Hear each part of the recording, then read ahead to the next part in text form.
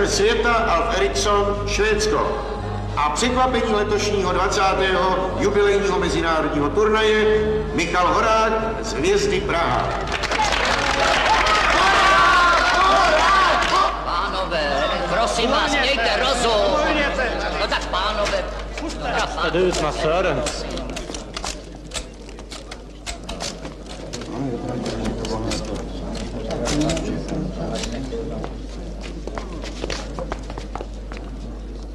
Han förlorade 19-18 i tredje set. Ano, já jsem to říkal, ano.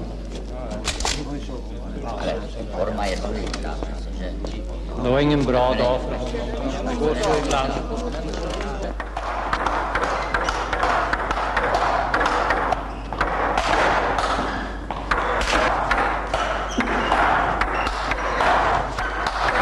Dobře!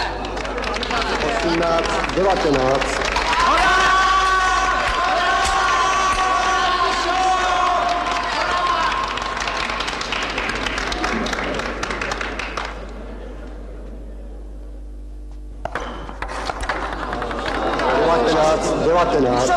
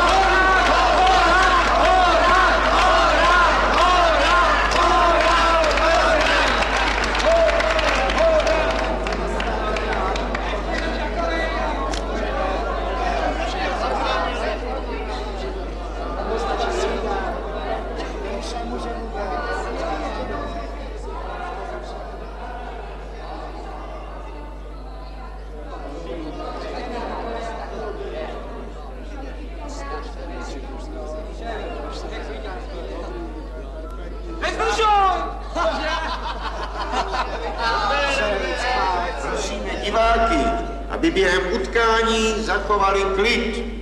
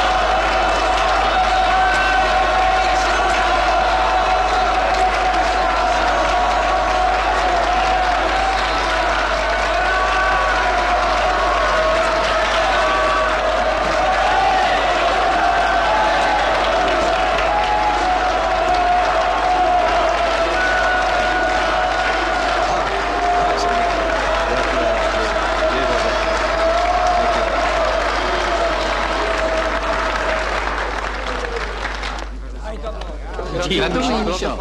Co říkáš tomu vítězství nad mistrem světa? No co, mám radost, že to vyšlo. Nikdo není neporazitelný, ale nervák to byl. A jaký byl tvůj taktický plán? Řídil jsem se pokyny klubového trenéra. Vsadit všechno na útok. Zatlačit ho co nejdál od stolu. Nemá už ty nohy. Turnaj tě pomohl k nominaci pro mistrovství Evropy v Londýně. Jak se cítíš, že poprvé oblékneš československý reprezentační dres? To si teď neumím ani představit. Mám radost. ale chce to hodně trénovat. Hodně.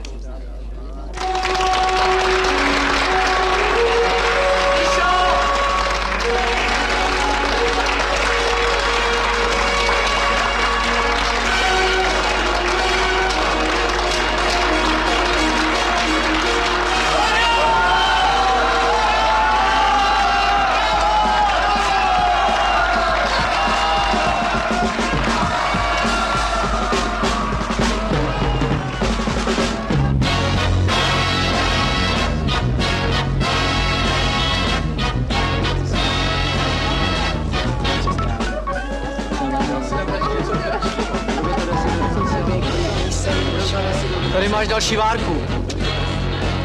Tak dělej. Kdy letíš do toho Londýna? 23.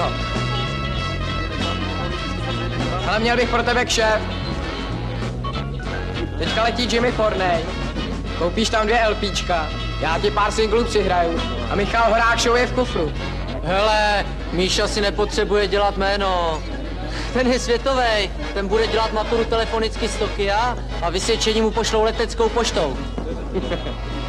A teď hraj pro mého přítele československého reprezentanta Míšu Horáka. Je to poslední snímek skupiny Cent Decibel Lounská Mořiky. Ale ne, Jitko, měj se mnou soucit, já jsem úplně grogy. Nepovídej, psali v novinách, že máš lehký nohy, chůjšo. Ne, fakt, vážně, já už musím jít. Co blbneš? Teď se ještě k Petrovi, ne? Tak Ne, vážně, kluci, já už musím. na to jdeš prtát. Víš, co toho je? Víš, co toho je?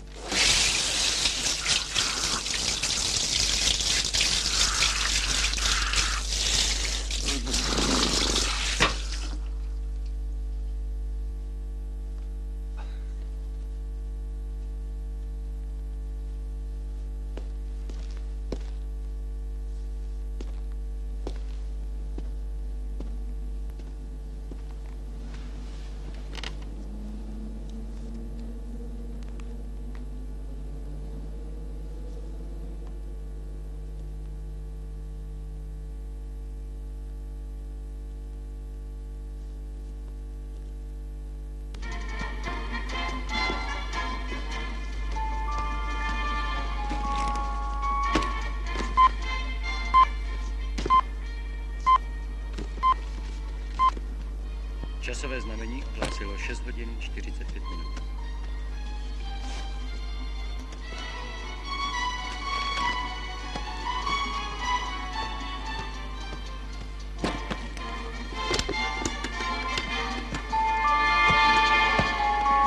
Tady je profesor Horák. Ahoj, tati, ahoj. Ahoj, ahoj. Buď zdrav, je něco nového? Tu operaci v extrakorporále připravte až na 11. Ne. Musím ještě na akademii ohledně toho sympózia. Prosím? Ano. Mašinu připravte, ale s preparací nezačínejte. Co tak brzo? Od 7 mám trénink. Tady bych potřeboval tvůj čitelný podpis. Přihláška na vysokou školu. Tak proč jsi rozhodl? Definitivně biologii. No, tak to máš kuráž, kamaráde. Profesoru Volšleglovi bych se neodvážil ani dneska. Víš o tom vůbec něco? No něco z mineralogie a pak to...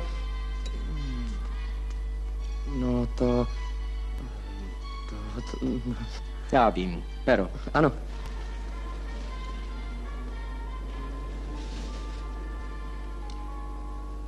Dál. Dál. Dál. Dál. U tebe bych tati nechtěl dělat zkoušku. Prý u tebe jeden posluchač omdlel, je to pravda? To je fakt. Znal sice bezpečně všechno, jen si nemohl vzpomenout, jak se jmenuje. Poslechni, stav se někdy v univerzitní knihovně, je tam pán Moureček, řekni mu, já tě posílám k němu, ať ti dá něco z biologie, abys mi nedělal ostudu při přijímačkách, rozumíš? Tady, aha. Jo tak, to je závazná přihláška. Tak to snad nejdřív podepiš sám, prosím. Stačíš to všechno? Mhm.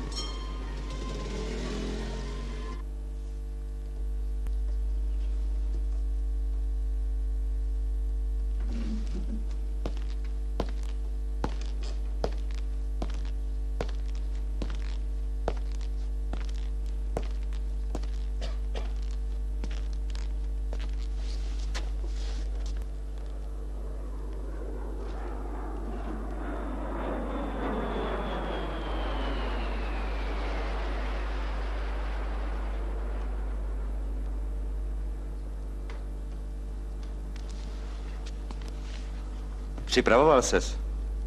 Připravoval, ale...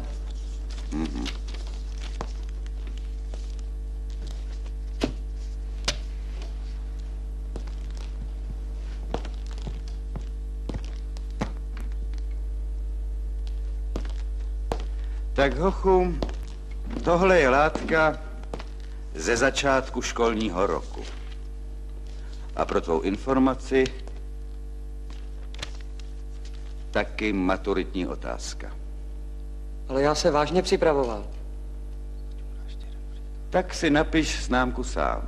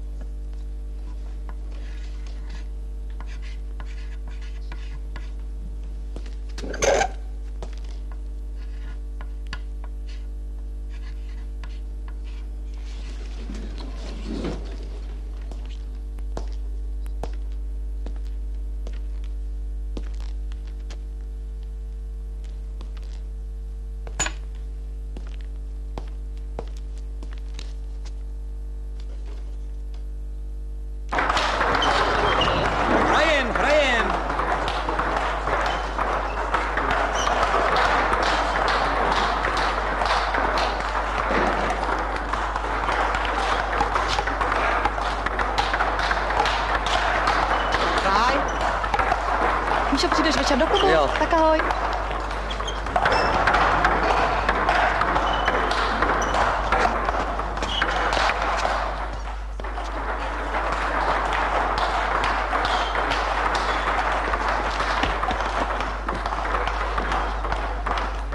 V pátek jdem do Olomouce. Večer už hraješ.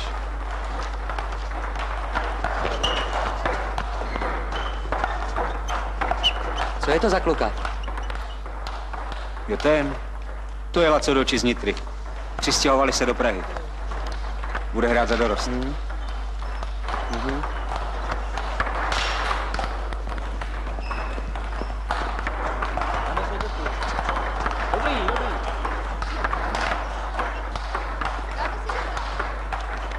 Ten kluk je dobrý. A teprve bude. Jo, Míšo, roste ti konkurence. Ahoj, nazdar. Nazdar, Míšo. Zastav se potom v klubu. No, zastavím.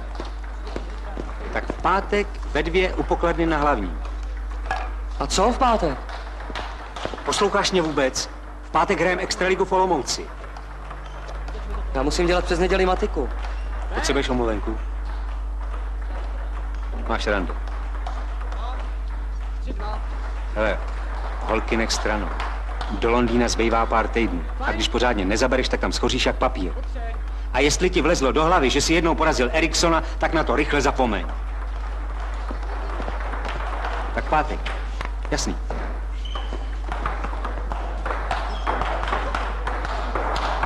Když nebudeš denně trénovat, tak si záčko nezahraješ. No co, já hraju pinčes pro kondičku, a ne pro slávu. Ahoj, ahoj. Ahoj. Já jsem to viděl tu první. Nebudeš prostě potřeba dozadu. Dík.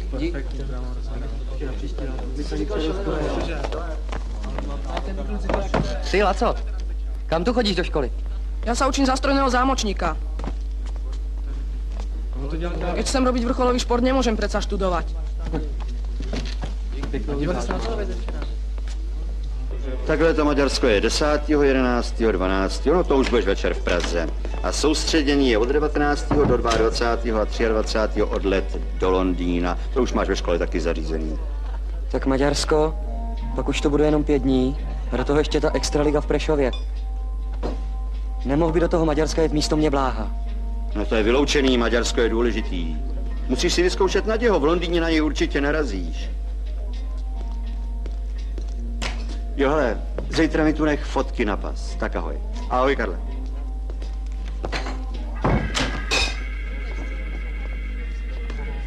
Tak jsi to slyšela, jo? Se mnou se tady ani nikdo nebaví. Paní Kadlecová, 1 kofolu, promiňte. Prosím.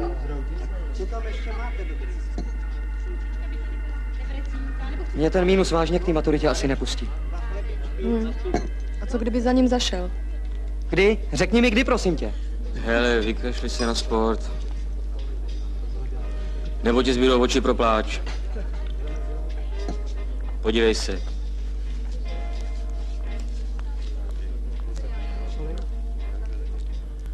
Samí kamarádi. To je Krampol.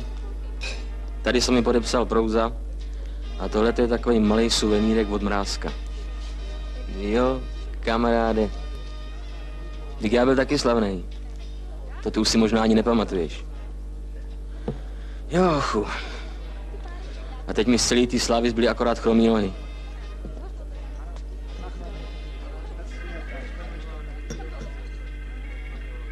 Ne, vážně. Nech sport plavat, kamaráde. A dělej školu. Já měl samý 1. A se sportem šlo všechno do čudu. A teď mi nepostaví ani jako náhradníka. No a proč to nenapíšete do novin? Do novin? Ty jsi se zbláznil. Aby každý věděl, jak jsem byl blbej. A to ještě nevíš, co jsou to ženský.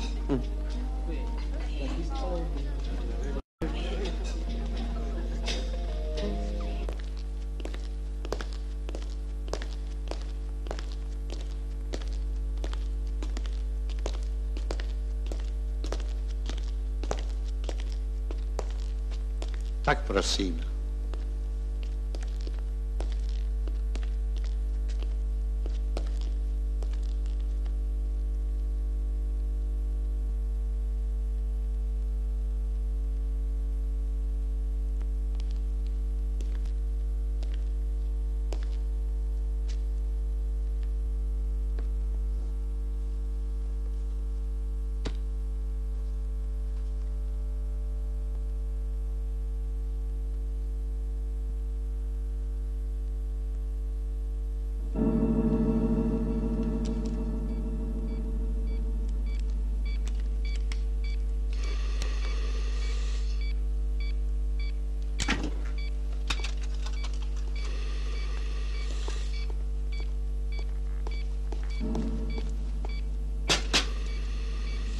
Dneska to bude nejmíň do půlnoci, Míšo.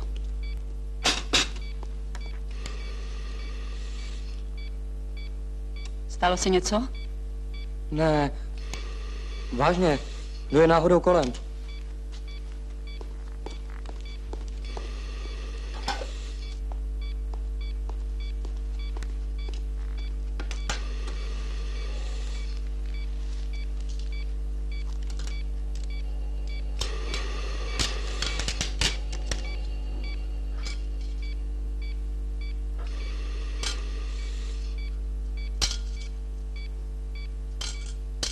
Když přijdou moji kluci za mnou do špitálu v 10 hodin v noci, tak je vždycky průšvih na cestě. Tak co? Mě asi nepustí k maturitě, paní Málková.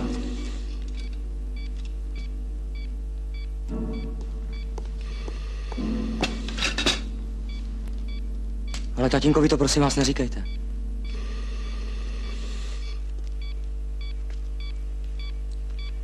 Všechno se dá dohonit, Míšo.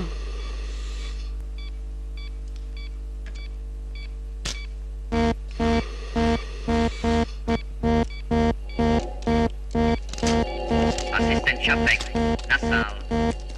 Asistent Roháně, na sál. Sestra Rukavice.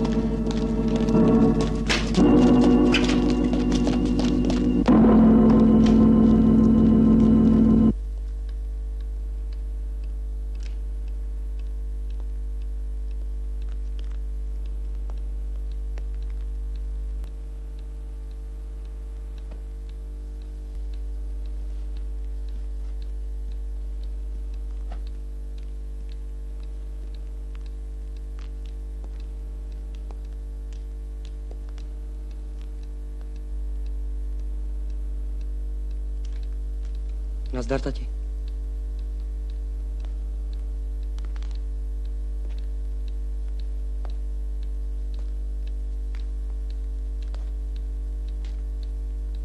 Já byl za tebou v nemocnici, ale ty jsi...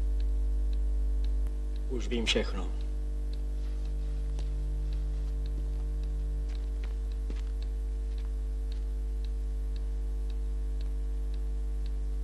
Taky jsi to mohl říct rovnou mě.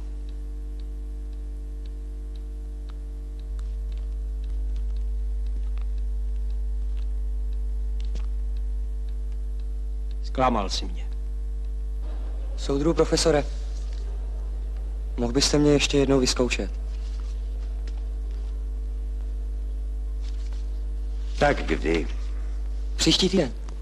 Ale to přece nemůžeš stačit. Hele, přijď za 10 dní. 14. Soudruhu profesore, to nemůžu. To máme Prešov. Tak řekni rovnou. Máš vůbec čas? Abys neřekl, že jsem ti nedal poslední příležitost. Konference je 20. Tak tedy 19.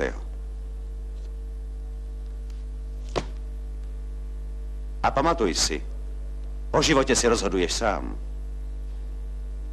Buď budeš umět, nebo se rozejdeme.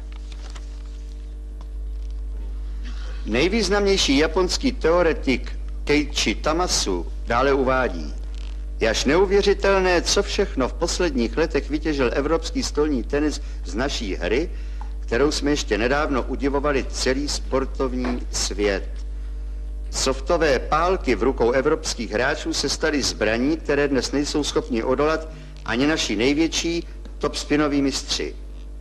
Jedním z nejvýraznějších evropských talentů, který dokonale zvládl naše pojetí, naši teorii a v praxi obohatil o nové prvky, je nedávný vítěz nad mistrem světa Eriksonem, nová hvězda table tenisového nebe, československý reprezentant Michal Horák. Jeho hra a jeho pojetí je opravdu hodno mistrovského uznání. A již blížící se mistrovství Evropy za účasti loňského mistra světa rozhodne o tom, zda Michal Horák stane v příštích letech na stupni nejvyšším.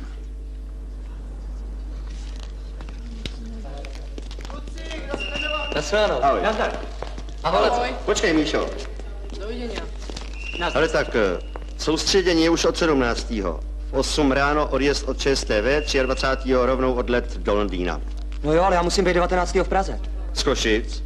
To je vyloučený. Je soustředění, znáš přece řád. Jenže já mám 19. zkoušku z matiky. No jak to prosím tě, od 17. jsi ve škole uvolněnej, pomáháme ti jak můžem. No jo, jenže... Jak si to prosím tě představuješ? Já se musím ještě něco doučit. A co jsi prosím tě celý rok dělal? Co? No co, hrál ping-pong, extraligu, mezinárodní turnaje. Chápeš to, že jde o mistrovství Evropy, tak jaký pak uvolňování? Ještě se taky za vás bude mučit, ne? No, já myslel, že bych si vzal sebou knížky. Prosím. A tak, o přestávkách.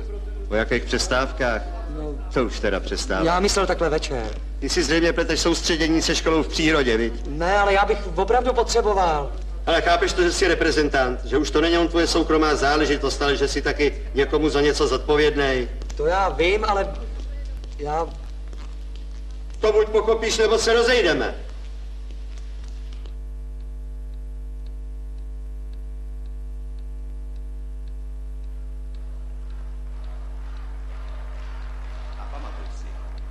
životě si rozhoduješ sám.